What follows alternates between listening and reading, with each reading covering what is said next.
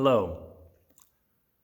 Our devotion for today is entitled Father of All, and it is taken from the book of Ephesians, chapter 3. The mystery of the gospel revealed.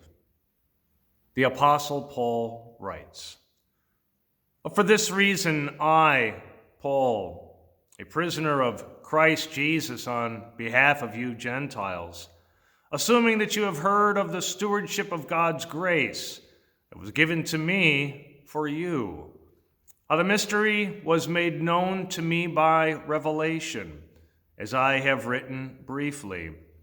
When you read this, you can perceive my insight into the mystery of Christ, which was not made known to the sons of men in other generations, as it has now been revealed to his holy apostles and prophets by the Spirit.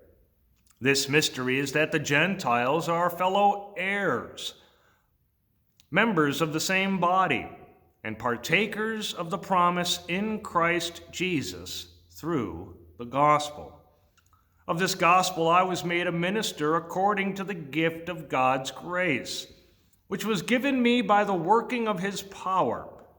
To me, though I am the very least of all the saints, this grace was given to preach to the Gentiles the unsearchable riches of Christ, and to bring to light for everyone what is the plan of the mystery hidden for ages in God, who created all things, so that through the church the manifold wisdom of God might now be made known to the rulers and authorities in the heavenly places.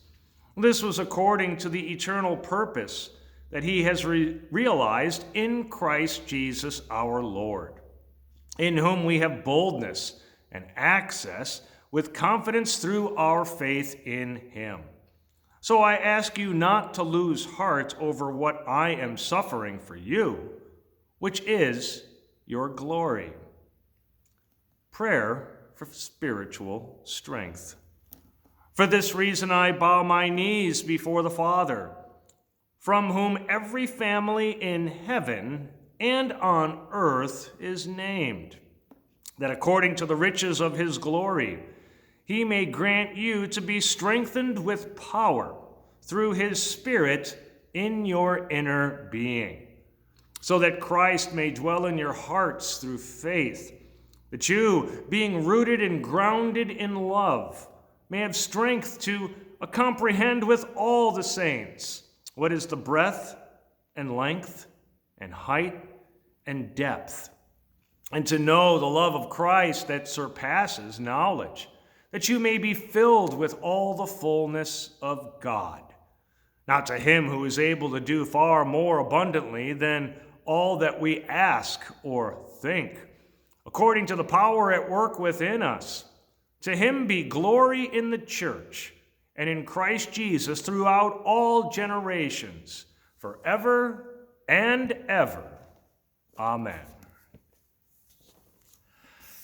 It has been said that those without faith generally imagine that God is some kind of heavenly enlargement of the things that we value and fear here on earth. For example, that's why he's called Father. But God reveals to us in his word that it's just the opposite. The whole earth is full of his glory. In other words, there's a reflection of his essence in creation, the light from the heavens, and the stability of the mountains. Therefore, I can call God my son and my rock, my light and my fortress. The fact that I can also call him Father is because he created fatherhood on earth to reflect a part of his own disposition. That means that a person who is a father, as God would have wanted, reflects as a father a part of the very nature of God. A father has mercy on his children. A father carries his son. A father is the head of the family and cares for his own, not to dominate them or gain advantage for himself, but because he loves them. That's how God is. And he's included this in the role of fatherhood on earth. As the Father of all, God has from the beginning of time figured out how he can make it possible for everyone to be his children. Just when it looked like evil was going to prevail, God had a plan. He sent us Christ and opened a new door for us so we could, despite everything, come forth before God.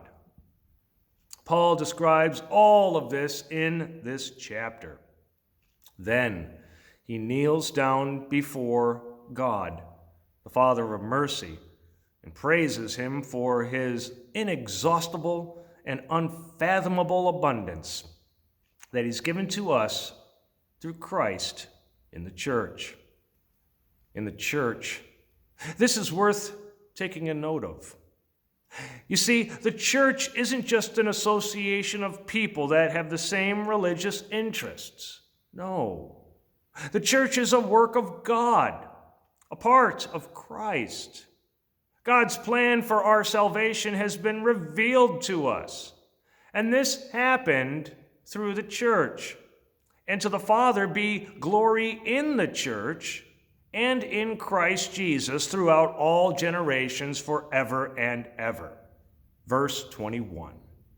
That praise ascends to the Father here on earth in his church throughout all generations, among all those who come to the faith, and it will continue to ascend in the kingdom of glory in Christ Jesus forever and ever.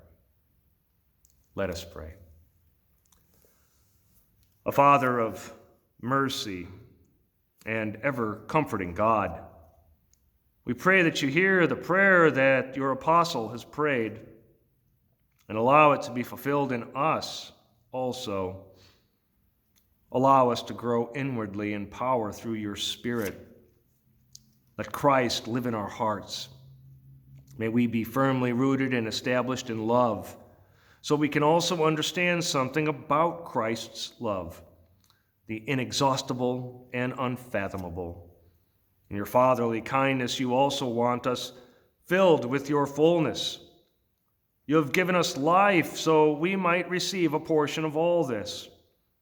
You can do so much more than we can pray for or even imagine. And you want your inexhaustible power to be at work inside us. Your kind fatherly will be done. Praise be to your fatherly name forever and ever. In your Son, Jesus' name, we pray. Amen. God's blessings. I'll see you next time.